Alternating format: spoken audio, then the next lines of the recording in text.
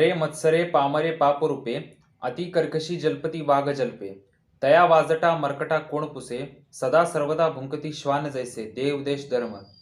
गेल्या काही वर्षांपासून तथाकथित विद्रोही आणि बिग्रेड्यांकडून समर्थांवर आघात केला जातोय. समर्थांविषयी अत्यंत विकृत आणि अश्लील असे आरोप करून बोललं जाते.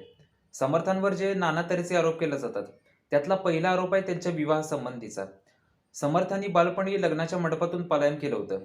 तो धागा पकडून त्या मुलीचं पुढं काय झालं ह्याच्यावर अतिरंजित असं कुंभांड रचलं जात आहे. या आणि तर सर्व आरोपांचं खंडन करण्यासाठी मी ही सिरीज सुरू केली आहे. त्याचा पहिला भाग आज मी आपल्या समोर सादर करतोय. नमस्कार, मी मिहिर कुलकर्णी. स्वागत आहे आपणा सर्वांचं माझ्या युट्यूब चॅनलवर. तुम्ही पाहता इतिहासाची सुवर्णपाने. समर्थांनी बालपणी लग्नाच्या मंडपातून पलायन केलं तर त्याच्याविषयी अत्यंत खोडसाळ आणि विकृतपणे बोललं जाते. कोकाटेंनी आपल्या पुस्तकामध्ये असं म्हटलेलं आहे की रामदासानं स्वतःच्या इच्छेनं वधू पसंत केली. समर्थांचा एकेरी उल्लेख ते रामदास असं करतात. मग वधूचे मंडळी सगळे लग्नाच्या मंडपात आलेले होते. शुभमंगल सावधान त्यातला सावधान शब्द कानावर पडल्यावर रामदासानं तिथून पळ काढला. हे कृत्य एकतर समाजद्रोहीपणाचं किंवा मूर्खपणाचं असू शकतं. असं जर तुमच्या बहिणीसोबत किंवा मुलीसोबत झालं असतं तर तुम्ही काय केलं असतं, असा दिव्य प्रश्न कोकाटेंना पडतो.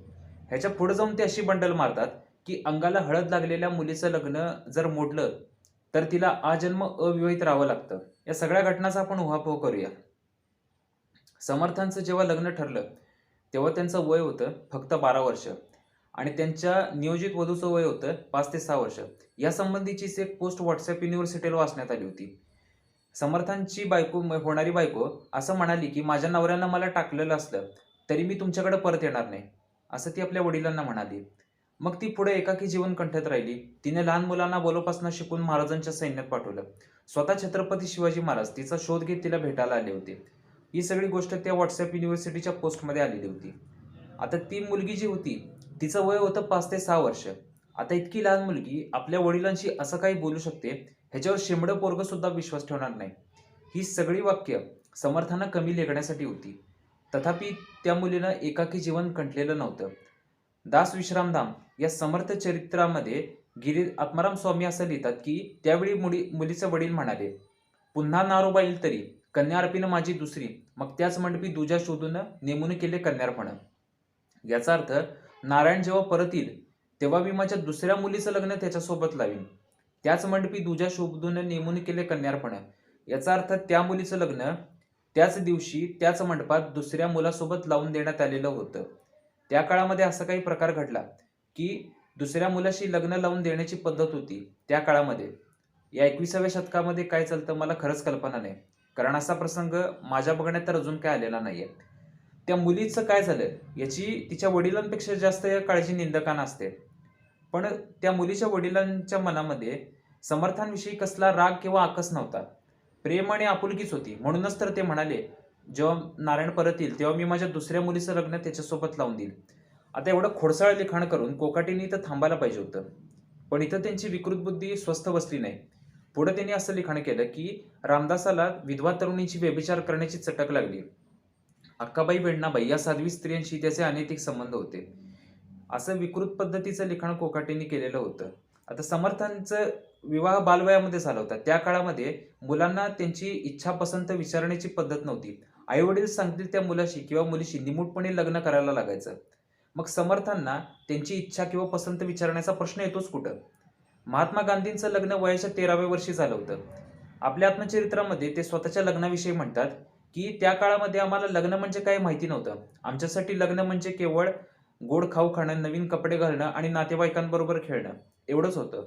महात्मा फुले, राजर्षी शाहू महाराज, डॉक्टर बाबासाहेब आंबेडकर या महापुरुषांची लग्न सुद्धा बालवयातच झाली होती. या महापुरुषांना सुद्धा बालवयामध्ये लग्न, संसार या गोष्टी कळण्याची समज नव्हती. मग समर्थांना ती समज असावी, त्यांनी जबाबदारी घ्यावी, हा दुराग्रह कशासाठी? समर्थांनी मूर्खांची लक्षणं सांगितलेली आहेत. त्यातलं एक लक्षण असं, परस्त्रीसी प्रेमाधरी, शोषवर ग्रही वास करी, कुळेविण कन्या करी, तो एक मूर्ख. परस्त्रीची अभिलाषा बाळगणारे, सासरी विनाकारण मुक्काम ठोकणारे, कुळ जात न बघता लग्न करणारे मूर्ख असतात. असं सांगणाऱ्या समर्थांबद्दल विधवा तरुणींची व्यभिचार करण्याची चटक लागली, अनैतिक संबंध होते, असं लिहिणं हे गरीब बुद्धीचं लक्षण असू शकतं. समर्थांच्या सहवासामध्ये जवळपास 10 वर्ष सावलीसारखे राहिलेले गिरीधर स्वामी आपल्या समर्थ प्रताप या ग्रंथामध्ये लिहितात की स्त्रियांना त्यांच्या जवळ जाण्याची अनुमती नव्हती. स्त्रियांना गुरुदेव हे लांबूनच दर्शन देत होते. सहस्त्रावधी चालते वधूजनी, देवास वाळती निरांजने. स्त्रियाधिकासी दुरुनी गुरुदेव दर्शने, नीती मर्यादा स्वामींची. यावरूनच आपल्याला लक्षात येतं की समर्थ हे किती शालीन आणि मर्यादाशील होते. याच ग्रंथामध्ये पृष्ठ क्रमांक 107 वर असं लिहिलेलं आहे की एकदा समर्थांच्या शिष्यानं एका परस्त्रीशी संबंध ठेवलेला होता. ही गोष्ट जेव्हा समर्थांना समजली तेव्हा त्यांनी आपल्या शिष्याला चापकानं फोडून काढलेलं होतं. हे बिग्रडी आणि तथाकथित विद्रोही म्हणतात त्याप्रमाणे समर्थ जर खरोखर दुर्व्यर्थनी आणि व्यभिचारी असते तर महाराजांनी त्यांचा चौरंग केला असता. पण माणसाला एकदा पापाची सवय लागली की तो निर्डावतो. कितीही मोठं पाप केलं तरी त्याला त्याचा पश्चाताप होत नाही. हेच पाप पुढे त्याचं व्यसन होऊन बसतं. समर्थांच्या सहवासामध्ये काही काळ वामन पंडित राहिलेले होते. ते समर्थांचे शिष्य नव्हते पण त्यांच्या सहवासामध्ये काही काळ होते. त्यांचं वर्णन त्यांनी असं केलेलं आहे की शुक्रासारखे पूर्ण वैराग्य ज्याचे. याचा अर्थ ज्या व्यक्तीनं समर्थांना खूप जवळून बघितलेलं आहे तो त्यांची तुलना शुक्रदेवाशी करतो. मग त्यांच्या वैराग्याची तुलना तो शुक्रदेवाशी करत असतो. आज जर छत्रपती शिवाजी महाराज असते तर समर्थांविषयी इतकं विकृत आणि अश्लाघ्यपणे बोलणाऱ्या लिहिणाऱ्या लोकांचा कडेलोट केला असता. कालाय तस्मै नमः. दुसरं काय म्हणायचं. व्हिडिओ आवडला असेल तर लाईक करा, शेअर करा, इतिहासाची सुवर्णपाने सबस्क्राईब करा. धन्यवाद. नमस्कार.